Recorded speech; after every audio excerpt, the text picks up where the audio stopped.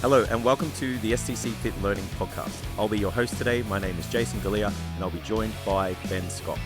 Thanks for joining us on our way to creating 1 million positive outcomes in personal training by 2030. The podcast is brought to you by STCfit Learning's Coaches Collective, a premium business mentoring service for PTs who want to attract the clients they want, earn a higher income, and have a long, sustainable fitness career. If you enjoy the episode, please like, share, and subscribe on YouTube and your favorite podcasting platform. A 5-star review goes a long way to helping us reach more people just like you. Hope you enjoyed the episode.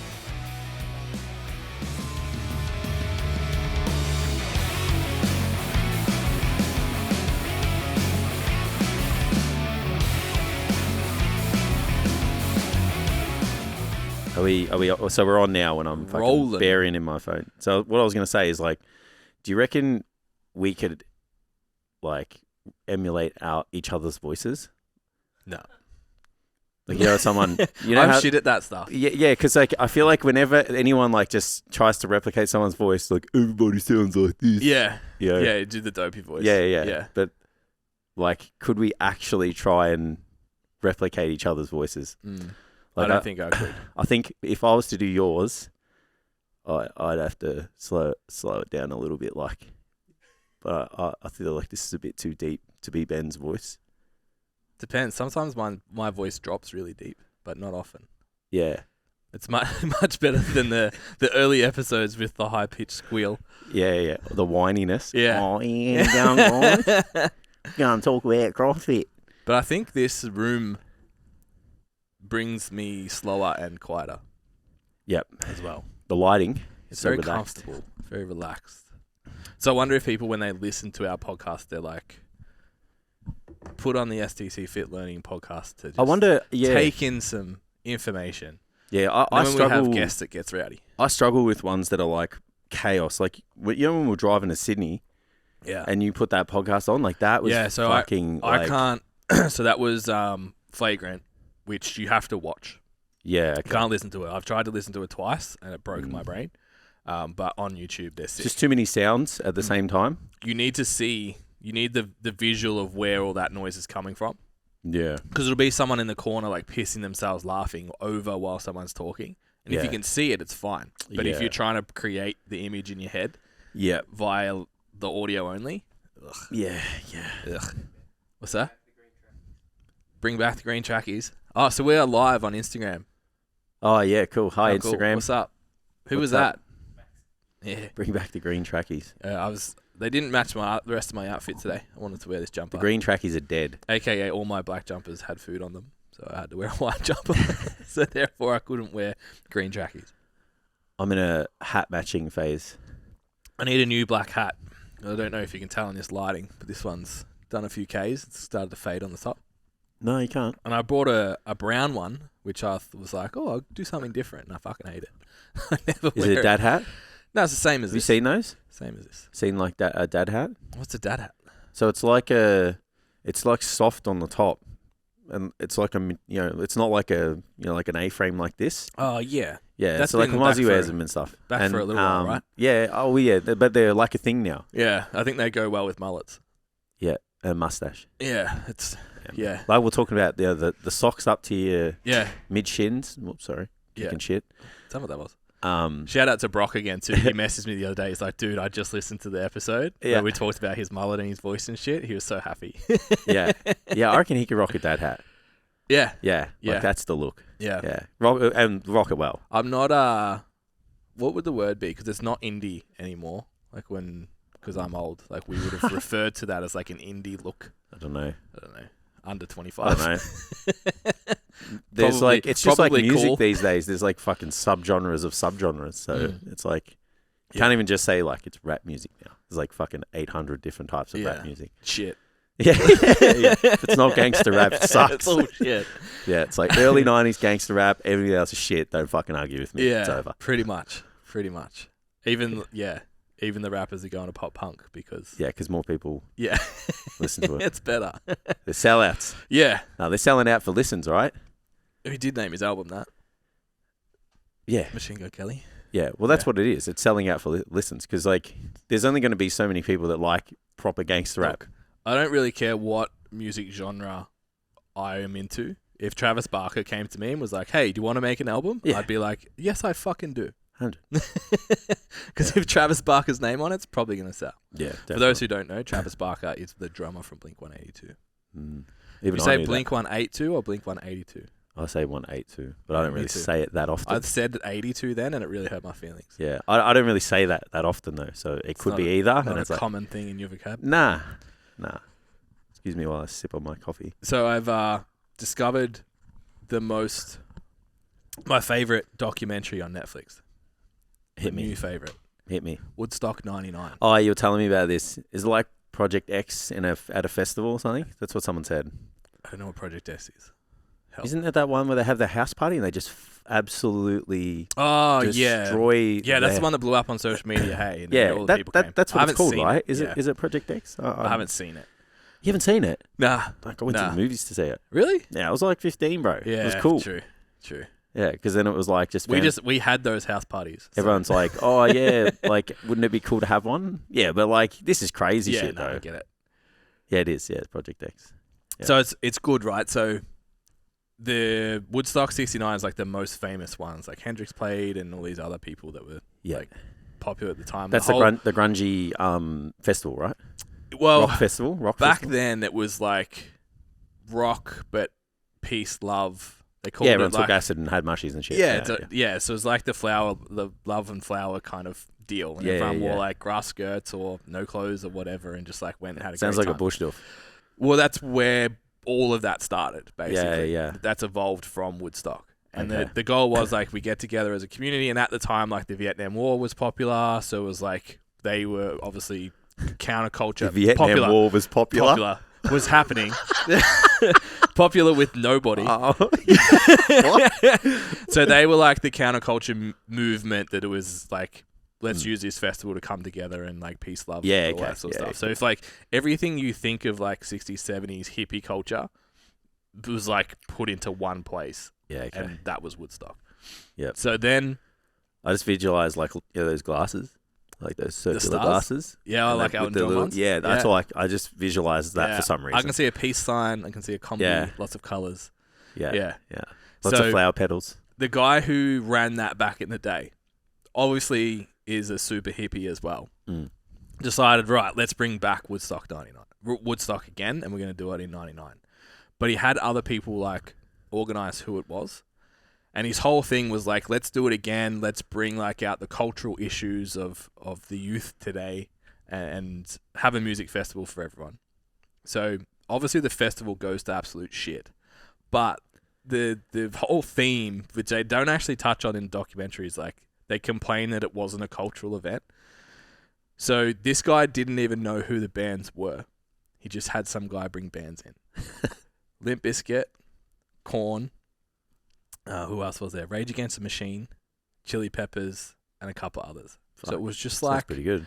Well, the soundtrack is worth watching the entire documentary just by itself. But it's like, okay, so what is the cultural revolution right now? Well, all of those, there's like Limp Bizkit has Break Stuff.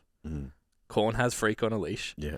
Rage Against the Machine has Fuck You, I Won't Do What You Told Me. Like, it's literally rebellion. Like, fuck the system was the message. That was the cultural revelation at the time. System of a Down and come and top it off. Yeah. So what did they do? They fucked the system. So they didn't deliver what they were promised. Not as bad as Fire Festival, but it was pretty fucking close. And it ends wild. Chaotic. It just fucking burned the place down. Wow. Yeah. Crazy. But like the first, I think it's like 4 parts. And like I stayed up till like 1:30 in the morning. I was like, oh, I'll watch one. I'll watch the next one. I'll watch the next one. Bingeable. Yeah. Really, really interesting. It was good. I think too, because it was like that music is like my time. You know what I mean? I had very strong emotional connections to the music. Yeah, okay. So I enjoyed it a lot. I feel like you didn't do the metal thing until later. Yeah. Got into it in the gym. I used to listen in high school. No? I still feel proud when I see you share like Disturbed or something. Yeah. It's like obviously a good G up for the gym. I used to listen to it in high school, but I think it was more, younger, like your friends were more interested in it. You're trying to fit in. Yeah. So it was like I'd listen to it, but I didn't really I don't have the same feelings as you about it. Yeah. definitely like rap music much better and dance music. Yeah, I'm the other way. I enjoy 90s rap. Yeah. But not, it isn't the soundtrack of my childhood, of my youth. Yeah.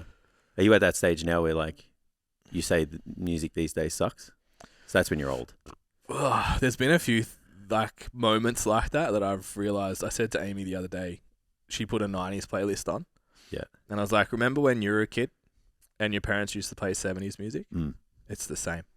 Yeah. And I she agree. was like, oh, fuck. Yeah, this is like early Cold Chisel for us when we were kids. Yeah, fuck. And like Prince and shit. What did my mum used to play? God. My mum liked 80s music, It was fucking horrible. The 80s was not a good era. Yeah. So that would be like Amy putting on Backstreet Boys would be the same as your mum playing like 80s music. Yeah, I mean, don't get me wrong. Mum likes, Metallica and who does she like that everyone's like secret fucking like everybody likes it but no one wants to let everyone know about it. Yeah, that's it. Yeah. No, I'm gonna stand here and say Nickelback's fucking good and you're all pretentious twats. Mum likes Nickelback as well. She loves all that shit. But yeah, like as a kid I just remember hearing 80s music while she was cleaning the house and we weren't allowed inside because she was mopping the floor. But obviously the floor was already dried. She just didn't tell us. Just fuck off. Yeah, it's like, Mum, can we go back inside? Like, the floor's still drying. Fuck off. Yeah. Not fuck off. She was a good mum. Yeah. But I just remember like the three of us like in the backyard, like, can we come inside now? She would have just been sitting there, probably glass of red, just chilling. Like, nah, the house is still getting cleaned. Yeah. Can't come back in yet. Give me my moment. Yeah, fuck, man. You 3 animals. boys under 6. Fuck. No way. Hats off to her. Yeah. Don't know how she does it. No one did it. Yeah. Don't know how anyone does it. The guy that's got 2 dogs. Oh, I tell you what. Mav's pushing my buttons these days, man. Like, does anyone want a German Shepherd? Like, does anybody want... Like, he's pretty... He looks good. He's big. He's cute. But, oh, man, is he hard work. Like, so I don't know if my dad will ever watch this, so hopefully he doesn't. But we had to stay at my dad's house when the house was getting painted. Yeah. And it just got to a point where, like, I couldn't really ask. It was late at night. We just had to go. So my dad's got a house here. He lives in Sydney, for those that don't know. So anyway, I went and grabbed the keys off my brother, and I'm like, what's the worst that could happen? Okay. I said, we're going to be there. We're literally going to go inside, go to bed, and leave. Yeah. So we're going to be there for like 8 hours. Yeah. You know? So we get there, and he comes fucking waltzing in, down the hallway, sniff, sniff, bang, just pisses on the carpet. And I'm like, awesome. That's a good start. Yeah. Very fortunate that the colour of the carpet and Mav's urine were very, very close. And we got to it really, really quickly. And then the dogs have never had stairs before. So we were like, the new house has stairs. I'd be really interested to see how we go. He flew up the stairs, and then got to the top because he was so excited, like new house, everything. He missed the first. He got the first step on the way down, missed the second one, and just went fuck it, and just jumped like. Oh fuck! I've never seen a 45-kilo dog fly until last week. So I'm sitting there like fuck, whatever. Like he's gonna kill himself. Like I'm gonna have to he's gonna break his leg or tear his ACL. Or go through a wall. Oh yeah, no. The wall could be fixed. I was more thinking vet bills. In 2022, I've had my fair share already. And then so as he landed, he changed direction. It was actually incredible. He's gifted when it comes to athletic ability. Yeah. So that was all that happened within 7 minutes of us going there. So then he's like, I need to go outside. Takes the biggest fucking shit, in the middle of the backyard. It's 10:30 at night, dude. I'm like, you never do this. You don't shit at this time of night. Within 10 minutes. So the next night he was good. And then the night after that, he decided to, so then we left the next day. So it's the first night, 5:30 in the morning, decides that he can't smell his own piss on the spot that he peed, and bang. Did it again. Yeah. You cleaned my scent away, Dad. I just can't do it. I'm fucking worried for you. So for those that haven't seen, Jay sent me a photo of his new place, of a pointer hanging over the fence at his new house, and I'm just like, I'm terrified for you to have to deal with a dog immediately next door and a dog that is I've been thinking about we had that conversation on the weekend. So I don't know if we've already explained this in the podcast, but when we went to look at our new house, after you purchase it, you put the sticker on, they let you go in the house, have a look around, see what you bought. And that was when I was like, oh, we got all this stuff. And they're like, how did you not know this was in the house? I'm like, mate, I've been looking for fucking 2.5 years. I just walked in and went, yep, cool, we'll take it. Ticks boxes. Yeah, here's money. Hopefully it works. Thank you very much. Like, that's the housing market in Melbourne. Like, you're sending in offers and you don't actually know what you're buying. And then I remember, like looking, and I heard this like bark, and I looked and I saw this like body on top of the fence. I was like, that's not a cat.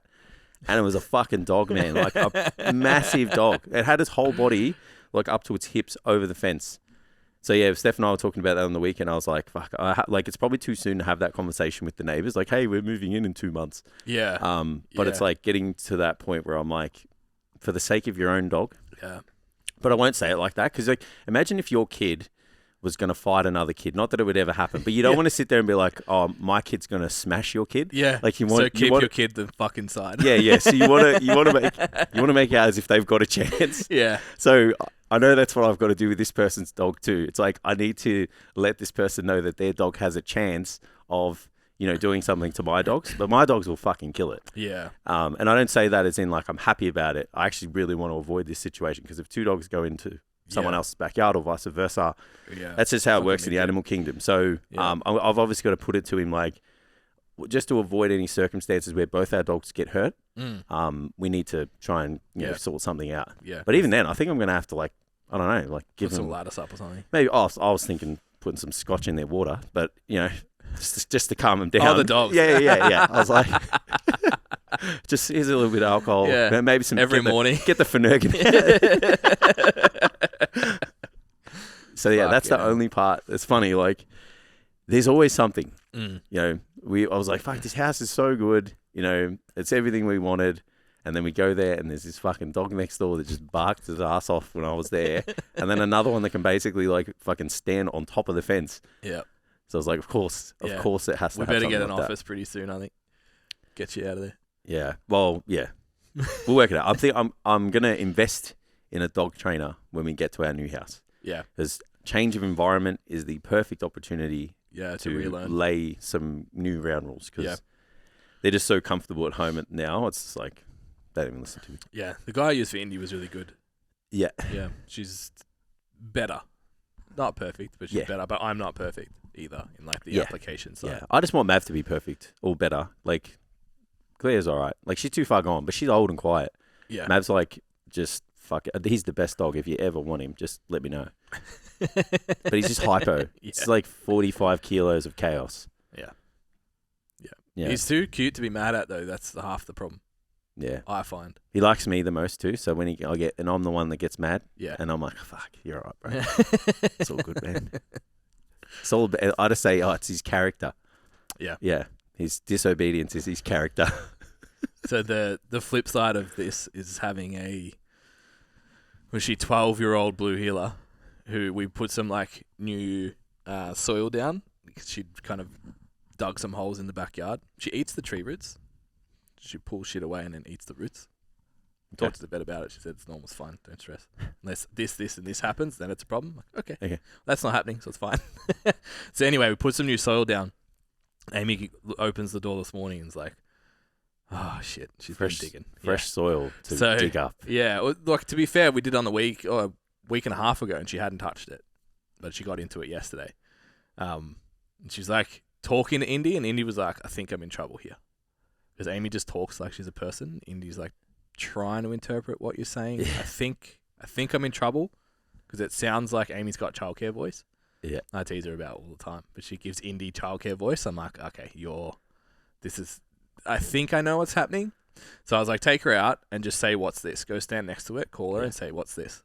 So Indy walks out the door. Tail was down already.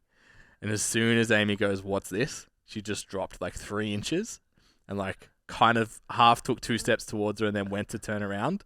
Amy's like, no, come here. She's like, an extra 2 steps. Yeah. And then I got to the door and just like dad voice, like, what's this? And that was it. Fucking out of here. Into the corner of the backyard. Like, I'm sorry, Dad. I'm sorry, Dad. I'm sorry, Dad. Mine don't come. They're just like, if I'm like, come here, they're just like, nah. Fuck that. I know that you're going to tell me off, so I'm going to stay here. And you can't catch me. So then Amy's like, you can come back inside. So she trots in and goes straight to a mat and just like sits staring at me like, can you tell me that we're friends? Like, could you just tell me it's okay? I go over to pat her and she just like submits, lays on her back straight away. I'm like, it's all right, mate. It's fine. Just stop digging in the I wonder what it is that makes them do that, like that urge. The submission. No, it's a dig. Oh yeah, because it's like I've watched Cleo start. It's like once they do one, it's like they can't fucking stop. Yeah, it's like they just sit there. I've like sat back and just all right, let's see how this plays out, and it's fucking ridiculous. They just start, and then it's just momentum. Once they get it, shit just starts flying everywhere. Yeah, it's kind of funny to watch, but as long as it's not my backyard, it's not your backyard. Yeah. All right, host. What are we talking about? We're talking about selling. My phone's up there. Selling. That's probably one of the biggest obstacles that we come across with the coaches that we work with in Standout PT. They're not really confident in that environment or that setting. They don't really want to sell. There's a lot of ego behind it. There's a lot of resistance behind it. And we always talk about our experiences in the past and when things changed, and we obviously took a certain approach that things really changed. And even for someone like yourself who got taught sales and was in a situation where you were selling memberships, when you took that same kind of style to personal training, it's like the sales were good, but then the retention wasn't really there. And it's because we're, maybe convincing people to do something that we really shouldn't. And it's like, once we actually put all the steps in, you don't really end up selling anything. Yeah. And you just know that if that person's sitting in front of you, they obviously want something. Yeah. And it's about engaging in really good, meaningful conversation to solve those problems. Yep. So I think a lot of people have their own opinion on selling, and sales in general in PT. It creates a really different image for every single person that hears the word. Yeah. And I think when you come out of Cert 3 and 4, how someone explains that to you is so important. Yeah. Because I know for me, I didn't come out of Cert 3 and 4, but even just coming out of education, we'll call it, formal education to get certified as a trainer to PT in that independent business owner kind of model, it was like from someone who was an MC, someone who was a gym manager. And it was like, this is the script and this is the this and this is the that. And I was like, what the fuck is this? Yeah. It would have been the same as like when you thought you were going to the gym to be the receptionist and they gave you the book. The sales book. Yeah. Because I remember going to induction as a PT and they had the book, so it would have just been a regressed version or a specific version of PT. Draw out the timeline. Yeah. Remember that? And the first 12 weeks and the next 12 weeks. Yep. And you had to... And the script was like word for word. Yeah. And if the person didn't speak in alignment with the script, I was just like, fuck. Yeah. Yeah. I still remember this one time. Can you just do that again? I still remember one time when I botched it so hard and this person just didn't reply the way I wanted to and they still signed up. And I was like, oh man, the disbelief. Yeah. At the end of it, I was like, how? I fucked this all up. Yeah, they just wanted a PT. Yeah, it's like, why would you believe me? Yeah. I was so, there wasn't an ounce of confidence in my voice. There's an old saying in sales, and it's probably worth introducing here, is you can't say the right thing to the wrong person and you can't say the wrong thing to the right person. So sometimes there's that environment where they're just gonna fucking sign up. They're here because they want a personal trainer. Yeah. And it's like, oh, you're fairly jacked and you kind of sound like you know what you're talking about. Yeah. I know you. And thinking back now, and this is important to notice as well, and I don't mean this disrespectfully, and I know that when I was 18 and 19 and people used to say this, I used to get annoyed too. But it's you're a kid. Yeah. Your access to life experience is so limited. We've talked on the podcast before about when someone starts selling to me, I know, and I still will buy or not buy based on the quality of it. Yeah. So it's you don't have all these experiences, and us sitting down with someone who was 30, 35, 40, has seen it all before, maybe even had a sales job. I can see what you're trying to do. It's all right. I just want the service. You shit at this, but it's fine. Yeah. You shit at this, but you kind of look like you know what you're doing. Yeah. And at the end of the day, it's I just like you probably. And I'm happy to spend an hour a week with you while we train. Yeah. So, and I want a PT, so let's do that. Yeah. Yeah, definitely. Yeah. So I think the first obstacle trainers would be best to overcome is the fact that they need to realize that they are selling something, whether it's themselves at the start, a service, a solution. Yeah. It's when you come into PT, your clients obviously are, or your prospects are in the gym because they want an outcome. And if you work at that gym as a trainer or even online and stuff, it's like you have to, you're marketing and selling something. If you have resistance to that, you're going to really struggle to have that attraction, that initial attraction to the members in your gym or people in your, or your audience online. Yeah. Yeah, I think it's so critical. And when people talk about like how low the barrier of entry is for personal training, I don't know if I totally agree, to be honest. Because I think with a Cert 4, you can train a Gen Pop client, recommend the healthy eating guidelines, take them through movement, and probably improve their quality of life and not hurt them. The problem is the scope that's been defined by the public of what a PT is more broad than that. Yep. And the industry itself now demands, at some point in your career, if you want to do this for a long time, you're going to run your own business.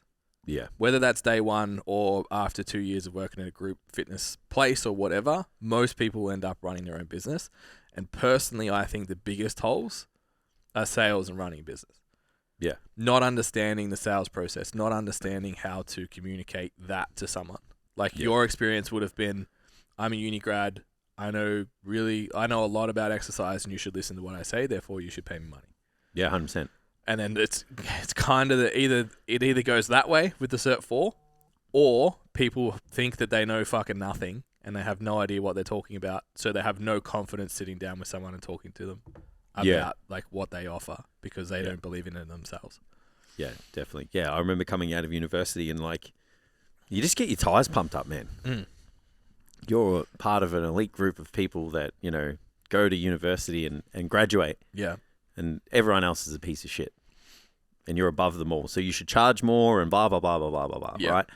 Not saying you shouldn't, so don't come at me with the pitchforks, anyone who's graduated from university. But coming into the industry, it's like you're the new kid on the block, very little experience, even though you've got some credentials, which is a good head start. But if you can't communicate with people, no one's going to work with you. Yeah. You know, if you can't attract anybody, then there's no one's going to sit in front of you. Like, sure, there's times at the gym where, like, you know, you'll get handed, you know, leads and stuff and you don't have that attraction. Like, that person's just there from a formalities perspective. But if you two don't get along, if you can't take that conversation and make it something meaningful for that person in front of you, it doesn't matter. Yeah. You know, because all you're going to do is sit there and go, oh, yeah, I work for the gym. This is how you sign your exercise questionnaire form to make sure you clear yourself to train.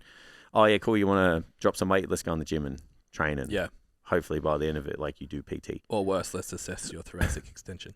Well, yeah, let's take you through some fitness tests and stuff, which you get taught. Even at university, you get taught that too. Yeah.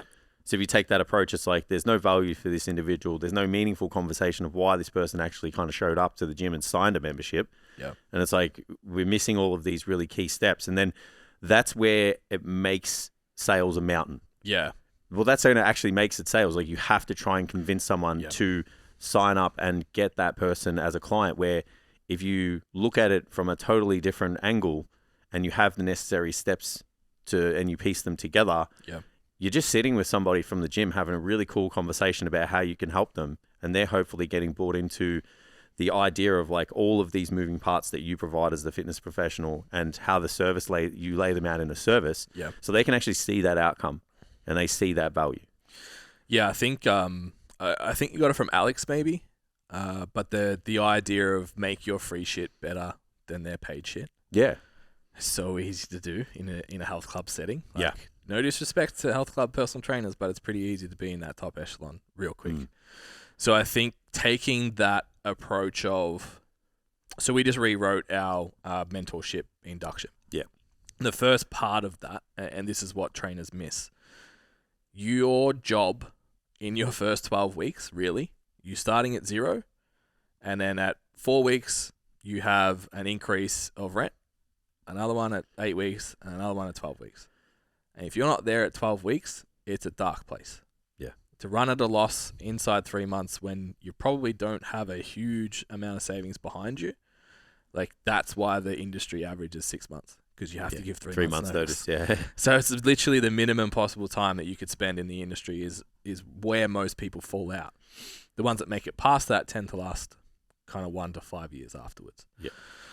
So if we're honest, and when we'll word it this way and then redefine what it means. Your job is a sales role for your first 12 weeks.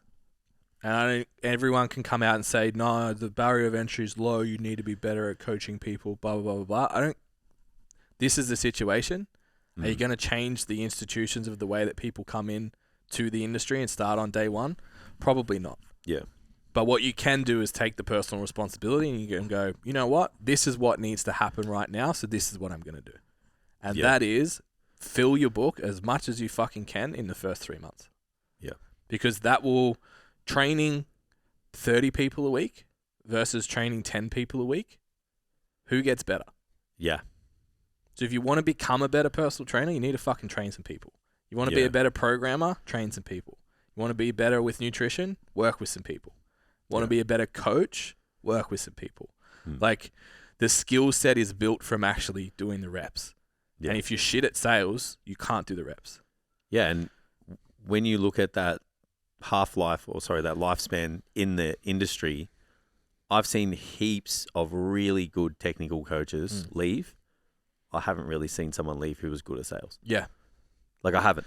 Yeah, and it goes back to what we said on the podcast the other week. Like, if you're making $2,000 a week, would you still be over PT? Yeah, yeah. It's like, oh no, I'd love it. It's okay. Yeah, you're not over we PT. want every trainer to be as technically sound as possible. That's why we spend so much time expanding their skill set, and we've got all the guest speakers that come in for Standout PT to help facilitate that. Yeah. But if you don't have a book of clients, you don't have the ability to use the skill set. Yeah. You don't have the ability to gain experience and be able to have those conversations about, I worked with this person and we did this, and I worked with this person and we did that. Yeah. You know, it's so important to have that. And a lot of good people leave the industry, or a lot of good people struggle because they have an education and they are better than a lot of other people, but they just have this ego behind the fact that they're in some form of sales role, or the way they conceptualize sales to themselves when they're sitting in front of someone. I don't think I'm selling anything.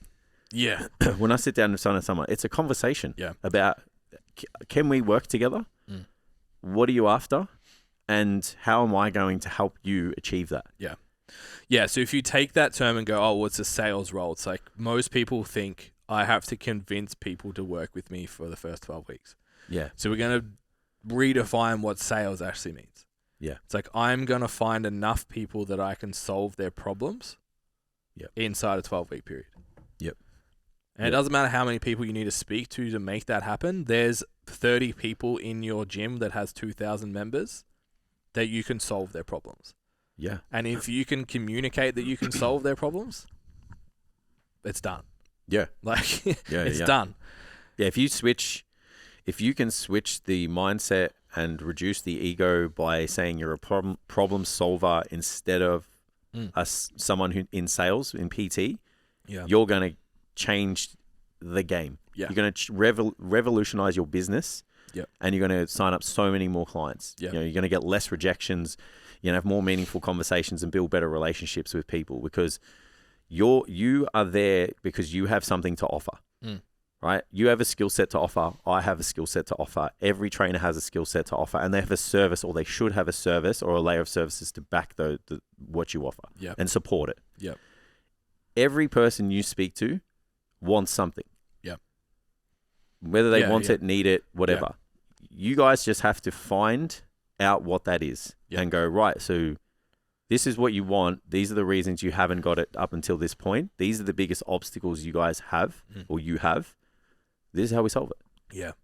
And that starts from the phone call. So whether you're new to the gym or a vet, if you need to put on clients quick, there's no argument that the phones are the fastest way to do it. Yeah. Like the easiest and fastest way to make that happen. So it starts from that. Before I pick up the phone, what is the outcome I'm trying to achieve in this phone call? Yeah. It's like, or most people say, oh, I want to make an appointment for a consultation. Yes. But to do that, you need to identify that you can help them. Yeah. So I'm going to call this person who hasn't been to the gym or who has a birthday or who whatever, and just try to find what the biggest obstacle they have right now is. Yeah. Why did they sign up to the gym? Gym memberships are $1,000 a year in most health clubs. People don't just leave that ticking over and not go for 4 weeks with no intent of going back, with no underlying thing at the back of their mind scratching them like, oh, I really should go back to the gym. There's always something there. So your goal during that phone call is to identify what that is.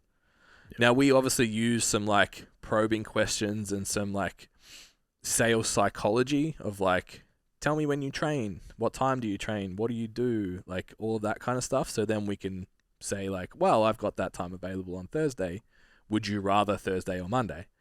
Like we can still use intelligent language and it's not NLP, it's just sales psychology to facilitate that to be more effective. But even if you don't have that, if you can call someone up and be like, okay, so why did you sign up for the gym? How are your results going? What's getting in the way? Okay, look, I think that that's something I can help you with. How about you come down to the club? We'll do 2 free sessions. One will be a consult, one's a training session.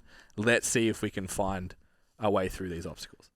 Yeah. And there's a lot of friction, even just with that example, when you hear people have that reluctance to give up their time. Yeah. Because we've heard it before with other people in the industry, like, we're specialists.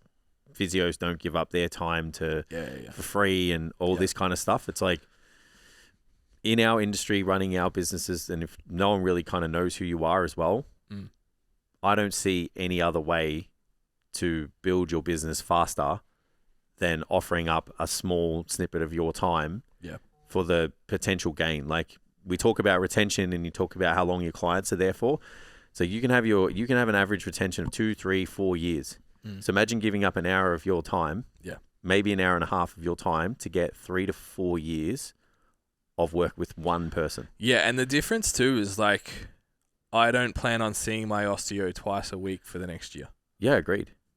Like that's if that's what they wanted to sign me up to, like minimum term 12 weeks. Yeah. You want me to pay $110, $150 a week for 12 weeks? Yeah. Like I want to see what you can do first. Yeah, 100%. Yeah, you should be able to give something first for them to make that really big decision. Yeah, and I think people miss the dots there.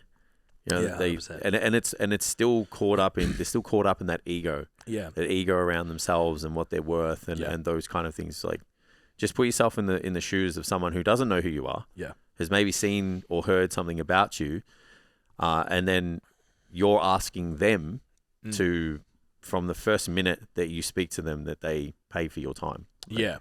So in terms of the structure, so the way we have seen win time and time and time again, however, 300 sessions a week or whatever we were doing with our team, you simply, 1 session's a consult, 1 session's a training session. Yep. You can, if you're good, sell at the end of the first session. My advice, if you have the time, is don't. Yeah. And it has nothing to do with your close ratios. And I think a lot of people are like, yeah, but I can sell, so I'm just going to sell and then I'll do that free session anyway. It's like, well, you're doing the free session anyway. If you're that confident you got them banked, they're not going anywhere. Yeah. Why is it important? Particularly like with the level of service of where personal training is getting. If I look at what we do, so a client signs up with us, they get access to an education portal. They get videos that explain how to use their program, how to set up their nutrition. They've got a spreadsheet coming through that need to figure out how to learn. They need to do their values and set their goals. They need to figure out when their training times comes with you. They've got all these exercises they don't know that have got videos, links, and all this sort of shit. All of a sudden, that's a really big thing to take on board. Yeah. If you're new to training, it's like, bam, in the face. Fuck, that's a lot of overwhelm. What do people do when they're overwhelmed? Nothing. Stop. Yeah. Nothing. So I just had a guy finish up because he never went and watched the videos. Yeah. I was like, message him every week, like, hey, dude, have you watched the videos? I'm happy to jump on a call, blah, blah, blah. It's like, oh, no, I don't need a call. It's all good, bro. Go in. I'm like, dude, there's nothing in your spreadsheet. Yeah. It's like, oh, I'm just overwhelmed. I'm like, fuck. It's like, I should have nailed that first week. Let's get on a call and work through how to use it. Yeah. Because that costs me. If I get that person past 12 weeks, why can't I get them past 12 months? Yeah. So doing this initial consultation into a workout allows you to set things up, because this is something else we'll talk about in terms of strategy, talking to them as though they're already a client. Yeah. We're going to set up your nutrition like this. this is a workout that's similar to what your first program will probably look like. I think you'll be under the bar within 4 weeks. We manage our training by this. We look at volume load like this. You've got all of this time to set up exactly how your service works, and they can see it and they can feel it. It's tangible.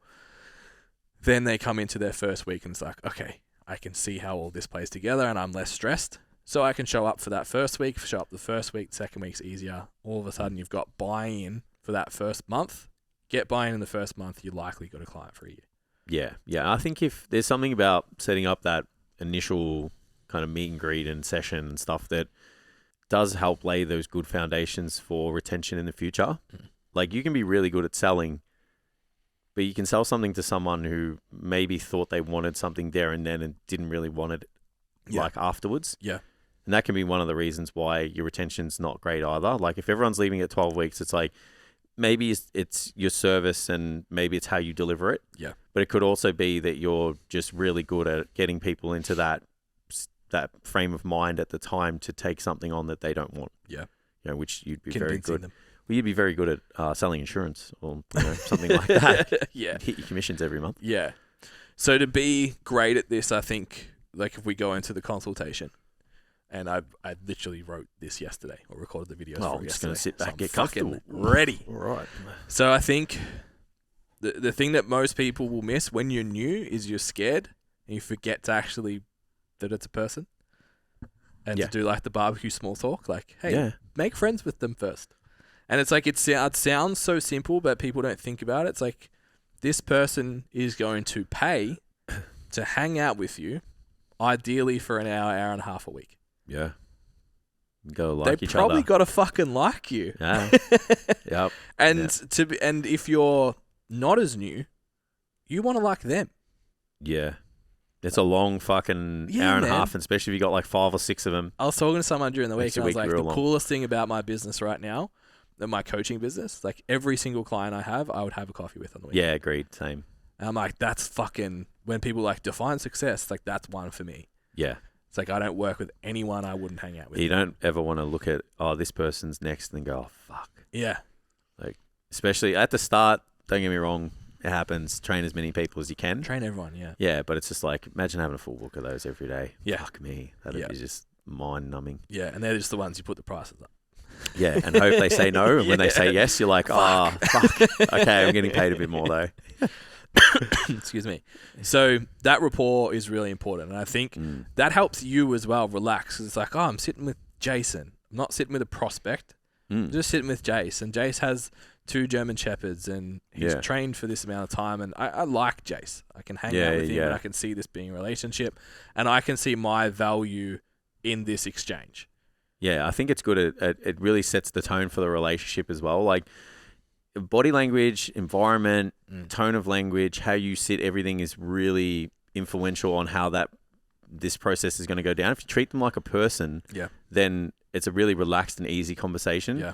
Like, I don't like the idea of like, it's a specialist environment and you have to sit across the desk with somebody and like sit in this like kind of top down, like, all right, so tell me all your problems and how I'm going to fix them. Like, that doesn't really work in personal training. The relationship is so different. Like, we learn and get to know people and their lives, and they tell you stuff that, maybe they won't tell other people, or they'll only share with a very few amount of people. And it's like, it's just such an intricate relationship that when we sit down at the start, it's like, okay, I really need to get to know this person, and I really should be able to have a good conversation with anybody. It's the first thing I said to the guys when I went back to teaching.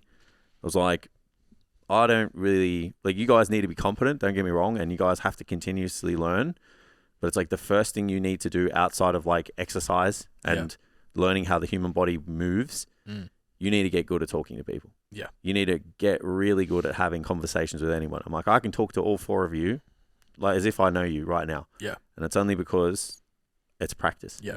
And I'm not I'm not your teacher and you're not my student. It's like, we're all personal trainers now. Yeah. And we do it. We look for people with the soft skills. You can teach the hard stuff. Yeah. Program writing, nutrition, coaching, well, not coaching because you need to have a conversation with people, but it's like we look for social skills. If someone walks in, "G'day, Jace, how are you?" You know, rah, it's like eyebrows are raised. Yeah, it's like that energy. Yeah. And that connection is what you need. Yeah. 100%. And most personal trainers can do that on the weekend. Yeah. Yeah, it's just they get in their own head. And I think half of it comes from the apprehension of what's the last hurdle for them. Yeah. And it's, I've got to ask them. The price. Yeah, I've got to ask them for money. You know, I've got to try and get this person on as a client. Yeah. Because I need sessions. Yeah. And I need business. So after that rapport. Hey guys, hope you are enjoying this week's episode. If you are, please remember to like, share, and subscribe. Don't forget to head to the website where we have all our free resources, gifts, products, services, and merch for you guys to enjoy. All right, let's head back to the episode. What we do in our structure is start to investigate. The first question I ask is, why are you here? Yeah. So not what's your goal, not like, tell me what you want to do. Like, do you want to lose 10 kilos? Do you want to whatever? It's like, why did you come? Online, face-to-face, doesn't matter. I called you and you agreed to take time out of your day to come and sit down with me and talk about this. Why? And find out. Oh, I haven't been coming to the gym. I felt like it was this. Oh, because it was free. It's like, nah, that's not why. Because there's lots of free shit you can waste your time on. Yeah, yeah. Like, you're paying for Netflix and it's at home. So what's actually happening? If you can find out that frames the rest of the conversation. It's not a conversation about losing 10 kilos. It's a conversation about overcoming the reason that they came to see you. So if you're a personal trainer right now and you wanted to improve your business in some way, shape, or form, you listen to this podcast, you're like, oh, the boys do Standout PT. You get on the phone call and I say, why are you here? I listen to your sales episode and I'm fucking shit at sales and I need help. What's the rest of that conversation about? How to fix sales. Are we going to go into how Dean McKillop's going to teach you how to do competition prep? Yeah. Like, you don't give a fuck. Yeah. Like, you might later, but it's not the thing that we're focused on right now. Yeah. Because you have a problem that you have deemed us suitable to solve for you. So that's what we're going to do. Show you the pathway of how we're going to do that. Yeah. And we're really fucking good at that if anyone wants to do it. It's pretty damn good. So that's step one. And then we go into what have you been doing? Yeah. Again, it's twofold. One, it gives you the ability to continue the conversation at their level. Because if you say, tell me about your nutrition, what's that look like over the next 6 months? It's really good. I eat healthy. So tell me what eating healthy looks like to you. All of a sudden, they start communicating like, I have Special K for breakfast and then I have this. And it's like, okay, so this person is the general population looks at the label. That's what health is. Do you want to start talking to them about 1 gram of fat per kilo of body weight for hormonal regulation for females? It's like, no, that's fucking, it's way too far down the line for them. Like, oh, okay, so that's really common. And something we want to introduce to you is the concept of energy balance. Maybe we want to talk about eating enough protein for recovery. Like, and that's as far as you need to go on nutrition, because otherwise you're just going to overwhelm them and they're going to be like, fuck, I don't know, this is way too much. Same with training. What does training look like to you? Oh, I go to Les Mills. Don't take him out and do a squat assessment.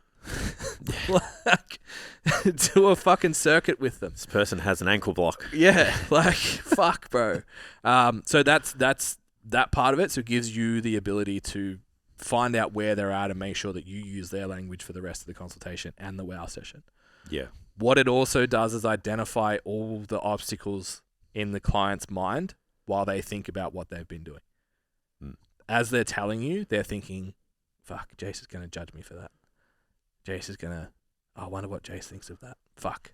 Oh, I haven't been to the gym. I'm not doing this. I'm not doing that. And I'm not sticking to my nutrition.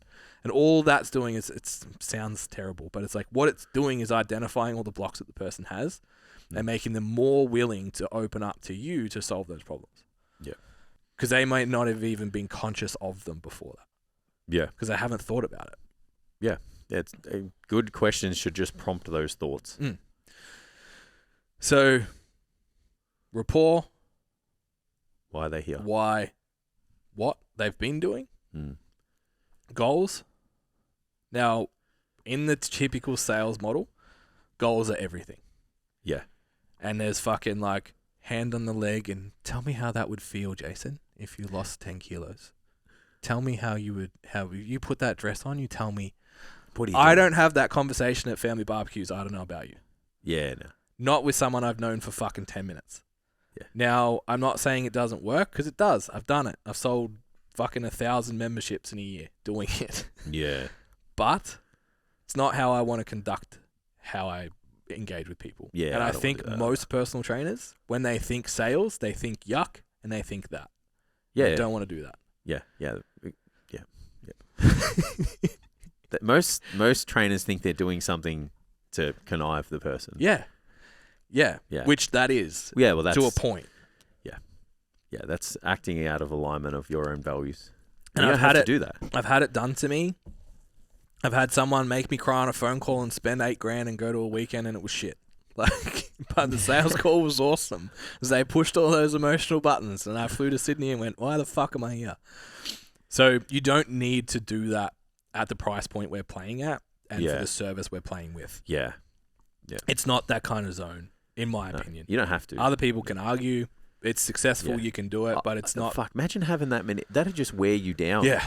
You know what I mean? Like, it'd just wear you down, making people cry all the time. Yeah. And, like, emotional and shit. Like, if anything, you want to uplift the conversation, right? Yeah. It's like, so can you see if we did this, this, and this with how I've explained how it happens? Yeah. You would have that? Yeah. It's like, fuck yeah. Yeah, I'm in. Let's go. Let's fucking do it. Yeah. It should be an uplifting conversation, not like, tell me all your deepest, darkest secrets and how they make you feel, and it's like, get right in there, and then it's like, okay, well, here's the solution, and then they're just like crying on the side on the dotted line, like, no, fuck that, no way, it's the worst. So when we go for goals, it is important to go a layer deeper than like, I want to lose 10 kilos. Yeah, it's like, what does that look like for one? Because losing 10 kilos means lots of different things to different people. It's probably a feeling. It's just there's no way to describe a feeling. Yeah. It's like, I think we're talking with Max and Carl about it. Like, tell me what it feels like to be fit. Yeah. I don't fucking know. Yeah. Tell me what peanut butter tastes like. That's Jordan Challo's thing. Delicious. Like, I don't know, smooth, gooey stuff. Like, but I can picture in my head, this happened the other week. I got up I did a demo on the floor for a client, and I just like stood up. I didn't have to roll onto my knees and then like one step up off the floor, and I was like, oh, look at me, supple leopard over here. What's Max called? A gazelle. But then that's a feeling, but people can't communicate that. So it's like, if I lose 10 kilos, then I'll feel better how I look in the mirror. I'll be able to wear different clothes. Yeah. Like, I won't cry every time I have to go out for dinner and put on 6 outfits. Like, you've all had girlfriends that done it if you're a guy, and you've probably all done it if you're a girl. I feel like it doesn't matter what their body size is. Yeah, exactly. It's still the same thing. Does this look good? Of course it does. So we want to get into trying to identify what that feeling is. What does that look like for you? All that kind of stuff. Actually get down into what the real goal is. Yeah. And making sure, because if I say to Jace, like, I want to be jacked, or I want to look athletic or whatever, Jace is like, fuck yeah, we want capped delts, we want massive quads, we want this and this. And like, really, all I mean is like Mr. Olympia style. Yeah, I just like want to be leaner. Yeah. And fit into a t-shirt better. And the same thing. Like, tell me you want to be stronger. I'm like, squat, bench, deadlift, 1 RM. Like, I just want to carry the shopping bags and my toddler. Like, oh, that's not the same. Yeah. So identify that stuff, and that's goals. The most powerful thing, and actually we didn't have it when we started, and it's only a new introduction in the last probably couple of years that's made a huge difference to retention as much as anything else, and the ease of the sales conversation and the whole structure. Tell me what your biggest obstacles are. Yeah. So you want, let's say it is powerlifting. You want to total 6 times body weight. What are your biggest obstacles? What are the biggest obstacles in your way for that right now? I don't know how to do it. Yeah. It's like, my squat sucks, or I've got this hip niggle, or I've like... Don't know how to program for it. Second guess going into the gym if it's the right thing for me. Don't know how to prioritize my nutrition. Yep. Recovery. I got a fuck shoulder. I don't. At the moment. Yeah, I'm actually pretty good. So that's the thing that opens up your job. Yeah. This is how we're going to fix all those things. What I do, and the best thing, and we teach this in other parts of our course, is like identifying what a health club client, what their common problems actually are. And we have a very specific model of what we address, what we think those common problems tend to be. And we have that in our script. So if I said to you that if you were able to know exactly what you were doing when you walked in the door of the gym and when you opened the fridge, if you believed in the program that you were following that was going to get you results, and you felt confident executing everything that was given that you were coming in to do, that would probably tick all the boxes and achieve that 10 kilos you want to lose. Yes. I'm sold. Fuck. All right. Well, here's how we're going to do that. Bang, bang, bang, bang, bang. Here's all the areas we focus on, blah, blah, blah. We go into like that value add section. Yeah. But having that is so powerful to be able to actually identify, like, you have these obstacles, I do this, here's how they meet, let's go. Yeah. Yeah. It takes all of the apprehension, the resistance, and the ego out of that whole process. You know, I'm sure there's a lot of coaches that if they right now are just like, oh, so I shouldn't just stand up at the end of the first comp session and just be like, oh, so we do this every week and it's $70. Like, do you want it? Yeah. And they're just like, no. Yeah. It doesn't sound good. It's like this process should sound much more achievable and much more in alignment with what you want to do. Yeah. Because if you're going to do this for the rest of your life, you have to be able to have these conversations with people. And they're good. They're fun. When you, if you sit down and someone's like, all right, how am I going to help this person? Yeah. You know, sure, you'll get to a point where it's like, I need to make sure that this person is the right fit for me and I'm the right fit for them. So there is like a conversation that might have to happen pre-screening before that. Yeah. But until you have a full book and some experience and maybe like you're attracting people, it's like we just explained the most successful way of losing friction to that process and getting more clients in general. And even when they're coming to you, it's the same thing. Because how do you identify you're the right person for them and they're the right person for you? It's like, well, I like solving these problems for people. When you talk about like, or who do you want to work with, change that question to what problems do you want to solve? Yeah, because it's funny you say that. Like I remember I had someone, or maybe it was one of the coaches, they were like, oh, you only work with this type of person, like they want to compete or they just want to get super shredded, or maybe they've already got like a lot of experience. And I was like, I'm willing to work with the utmost beginner if they possess all of these traits and have these goals.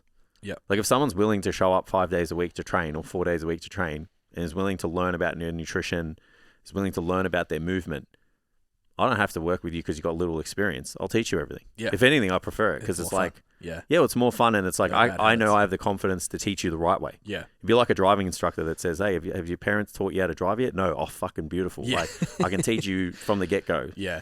So it's about possessing like these clients or prospects having, like you said, like the goals or the problems, not necessarily like having to be a particular person. Like you definitely have the right to be like, oh, I only really want to train people who've been in the gym for like 18 months or 2 years or like, whatever it is. But it's like, it should really be framed around the problems. Yeah. Yeah. And what problems you like to and are good at solving. Yeah. And the further into your career, when you start niching more and more, that's what niches. You solve more specific problems for a more specific person and you do it better. Yeah. Than a generalist. Yeah, that's what specializing is. Like, if someone does come to you for comp prep, like that is a very specific set of solutions you have to come up with. Because there's going to be like, you got to deal with the neuroticism. You got to deal with minute changes in body composition on a weekly basis. You got to deal with 10 messages a day from each person. All of 4 that videos. Stuff. Yeah. And 2 pictures saying, have I changed? Do I look big? Do I look shredded yet? So if you're not up for that, which I'm all about. It's not it. Yeah, of course. Yeah, and it's like, I'm the same. If I'm taking someone to a powerlifting meet, I expect to get, hey, should I go up in my weight for my top set? Like, this is what my top set look like. What do you think? At God knows what time, every time they train, when it gets close to competition. If you're not willing to solve those problems, you don't want to solve those problems, don't work with those people. Yeah.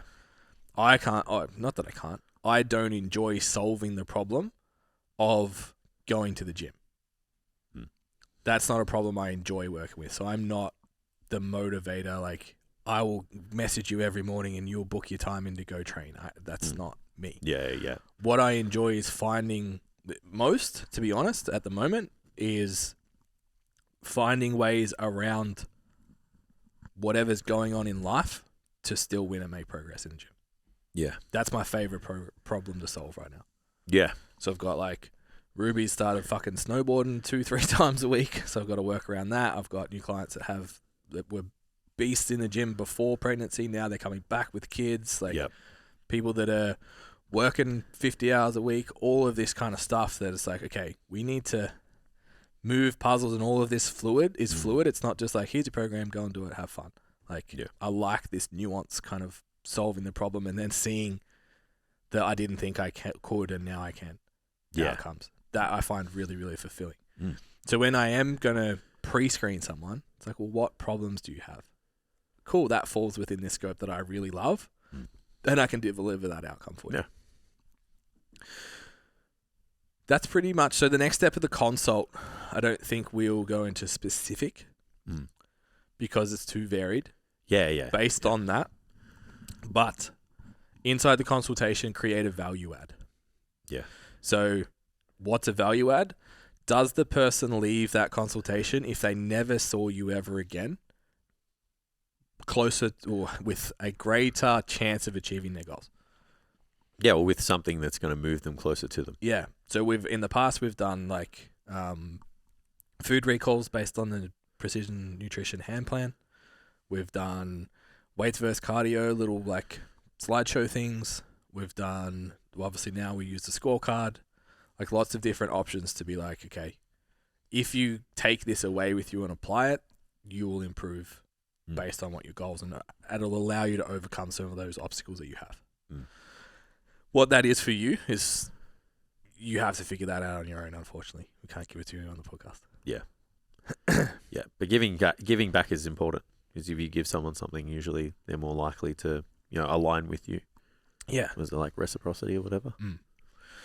Yeah, and then it's like we hang shit on Macro Steve all the time. It's like, instead of just giving someone macros, we talked about making your free shit better than other people's paid shit. If they've come from a Macro Steve trainer who just went, oh, here's your macros, hit them, and then you do a food recall with them and identify like, hey, if you change this, you change that, you change this, they're like, whoa, this is so much better than anything I've ever experienced. Or they gave you fucking chicken and rice and follow it for 12 weeks or whatever. Like it creates because most people, was something we didn't mention earlier, most people haven't or have experienced personal training at some level nowadays. Yeah. There's few people that come to you that are totally clean and never experienced it. Yeah. And if they have, they've probably done some kind of online program. A lot of people have had experience now. Yeah. Yeah. So if you can show early on that you operate at a different level to everyone else, it's really valuable. Yeah, because they're going to have an idea of what it is and an expectation. So if you excel upon those, then it's like the slate's almost wiped clean. And I think that's super important. Yeah. So that's the first session done. Then we go into the wow session.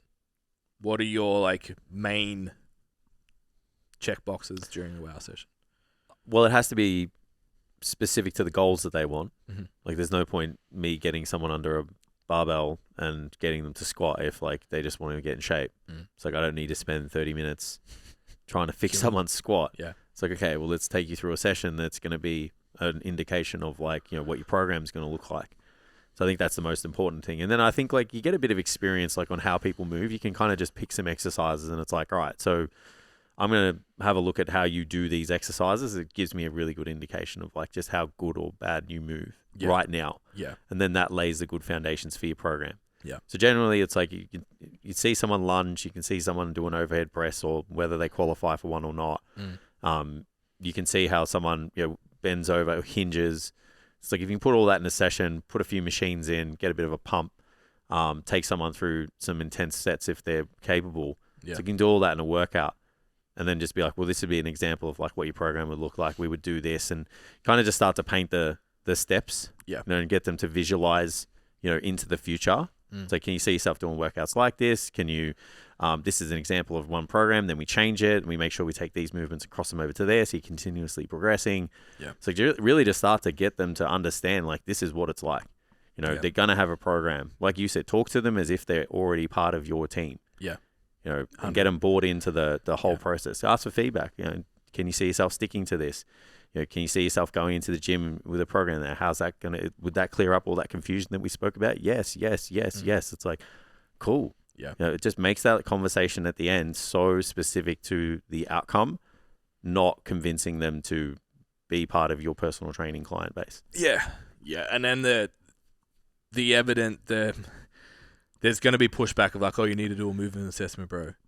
Like, that is a movement assessment.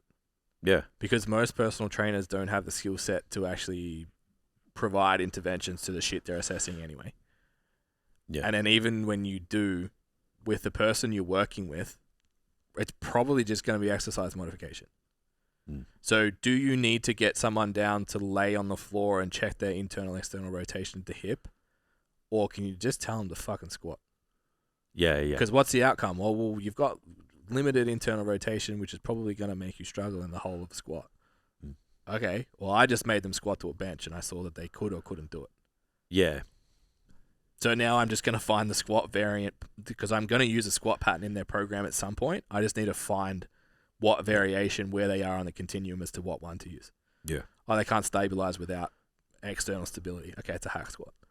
You know what I mean? Like, what are you assessing that you couldn't assess while they're doing the movement? Yeah. And I think even if you take a couple steps back from there, it's the buy-in. It's like the people you're working 100%. with in the gym just Don't care. Unfortunately, they're not going to care. It doesn't matter how you explain it to them and you try and spin it so that they do get bought in on that. It's like if someone wants to come in and lose 10 kilos before their holiday in 6 months, so they're going to Europe, it's like you do that movement assessment. It's like there's an uphill battle after that. Yeah.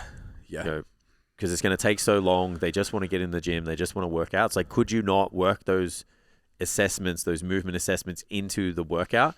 Have a bit of a watchful eye, know a good regression model that we have, and be able to mold that to that person and still allow them to get that workout in. Because we talk about it all the time. It's like, could the person who spends time on the leg press, time on the leg extension, time doing some unilateral work, that's the person who wants to get in shape. Would they be better off doing that than the person that spends 45 minutes to an hour on their squat and it takes 4 weeks for them to squat? It's like, you guys meet at 12 weeks. Yeah. It's like, which one gets better outcomes? Yeah. Which one's going to sign up for personal training? Yeah. Which one sees more value? The one that got an actual workout in? Yeah. Or the one that had someone like break down every single element to their movement for 60 minutes but didn't really care? You come to improve your squat, like that example we spoke about before, then that's the person that is going to get the most value. Yeah, I still argue that. Well, in this instance, if I came to you and said, I have a shit squat, fix it. Yeah. And it's like, because I want to be an exceptional powerlifter. Yeah. That's how that session goes. So when you talk about that, how's that first session goes? Yeah. It's all based off that conversation when 100%. You guys have initially. Yeah. So it's important not to have just like a cookie cutter kind of approach to everything. It's like, rather than having a script, which everybody gets at a gym. Yeah. It's like, learn how to prompt conversation. Yeah. So like we just spoke about, rapport, why are they here? It's just general stuff so you guys can have a conversation. You don't sit there and be like, hi, my name is Jason. I'm a fitness professional from Good Life. Thanks Behind for your coming. Clipboard. You got to hold the clipboard up. Yeah. So you can only see your eyes. So tell me about your exercise history. Yeah. And what was your dog's name? Yeah. I'll just write that down too, so I can check on my folder before I see you next time. Yeah, it's just... There's something so cringy about that, rather than the whole process in general. It's like you can make it so fun, definitely. So fulfilling. And I think like the WOW session is such an opportunity for those technically skilled people to be technically skilled. Yeah. So we have like a row variation in most of our WOW sessions. Because another tip on your WOW session, have whatever goals of people you typically train. So for us, fat loss, performance, physique, strength. They're the 4 people that come through the door in a health club. So we want to have a workout ready for each one of those goals that we can customize based on who's in front of us. All of them have a row variation in them. Why? Well, when we get someone to row, like you said, we can see, can they hinge? Can they support themselves? Can they move through efficient range of motion? Yeah. Can they stabilize load? Can they do all of this stuff? And then you get to have a conversation like, all right, so right now we need to do a chest supported row because you don't have the hip control to be able to hinge properly just yet. Looks like we've probably like got some restriction of movement in that pattern as well. So that's something that we can layer into your program and work on over time. But for right now, we can still go to town on this chest supported row and get a really good training stimulus out of it. Yeah. And they're like, wow. Like, cool. Yeah. So I'm here now, but Jace has shown me that I can get to there, and this session was still hard. Yeah.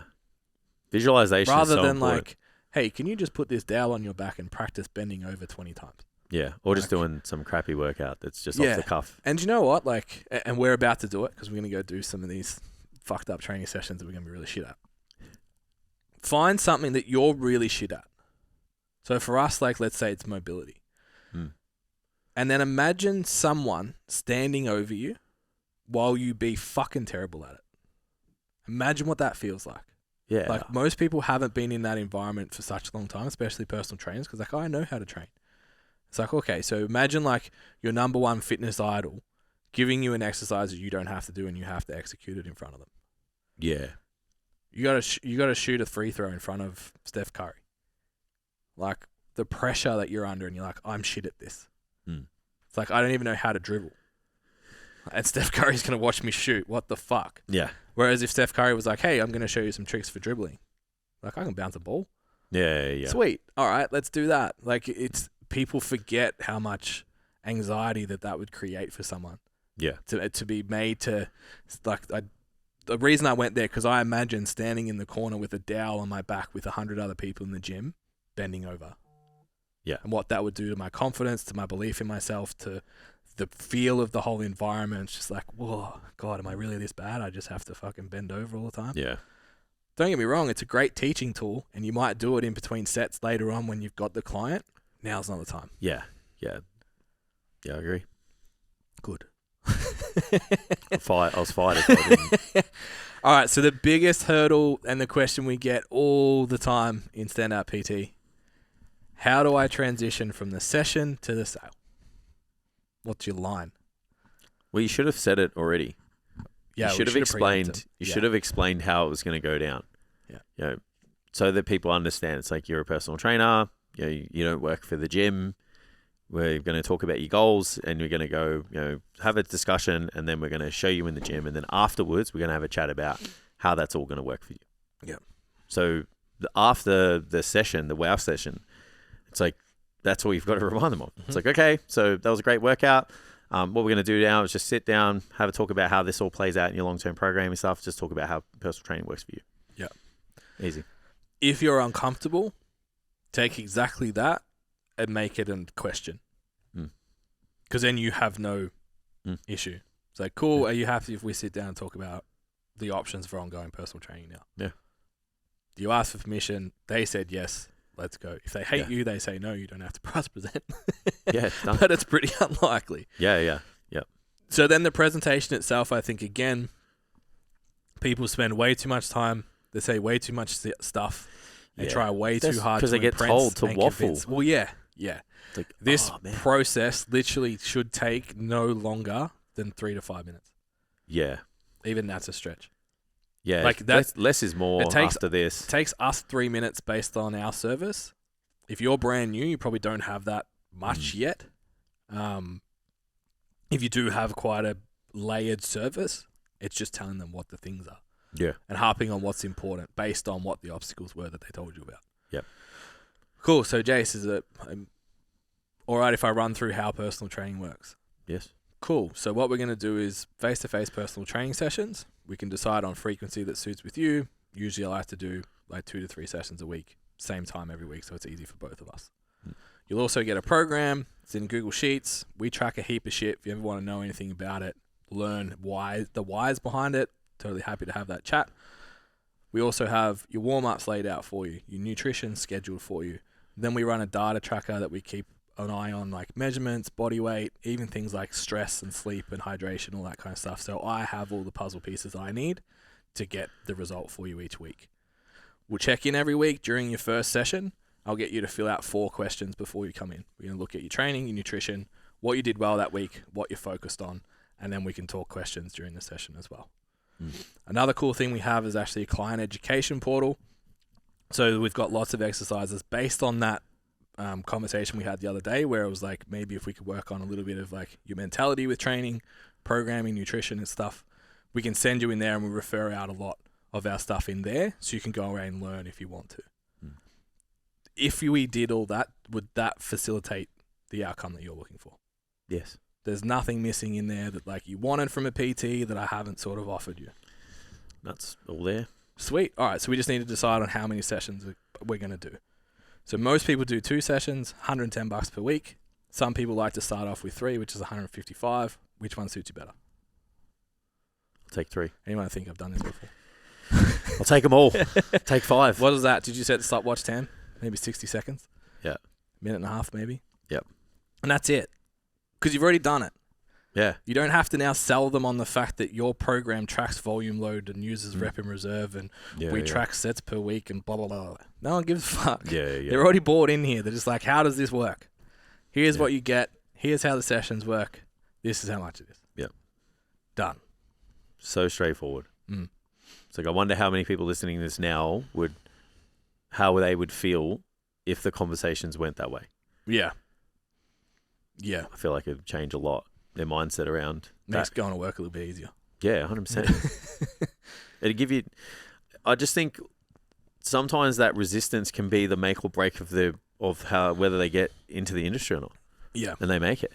Yeah, and so it's like if those barriers were broken down, it's like how successful could your business have been?